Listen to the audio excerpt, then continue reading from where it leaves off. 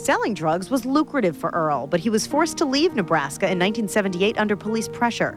He came to St. Paul and dove deeper into drugs and pimping. No matter how much money I had, I spent more than that on myself, using drugs and abusing drugs, and at that time I began to smoke crack. In '81, Earl's girlfriend, who was also a working girl, became pregnant with his baby. They married, but he was in Stillwater prison when the little girl was born. It gave me a sense of wanting to be different, wanting to be a better person. Made me feel as if I could be, but I couldn't find how to do it. After his release from Stillwater, he was back to his old tricks. An aggravated robbery in St. Paul earned him 7 years in Oak Park Heights, divorce papers from his child's mother, and it killed his partner in crime. This was Earl's rock bottom and the beginning of a new life. It began with a visit from the father of one of his hookers. The man was also a pastor.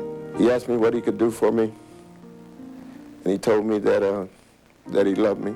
I got a Bible, didn't let nobody see me do it, took it in my cell, hid it, and I was reading it and hiding it under my mattress. Earl Gilchrist made good use of his 7-year sentence. He earned his bachelor's degree, began a doctorate, and met his second wife. And so the Lord spoke to me almost like you're talking to me, and he said Earl was going to be my husband.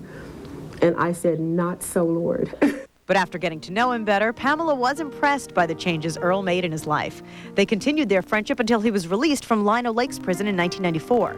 In '96, they were married. It took my mother a little while to come around, but my mother is crazy about him right now. She thinks it's just one of the best things that's ever happened to me, and I believe so too. At 43 years old, Earl Gilchrist was now a changed man, a free man, and for the first time in his life, had to get a legitimate job. My first real job was at Insight News.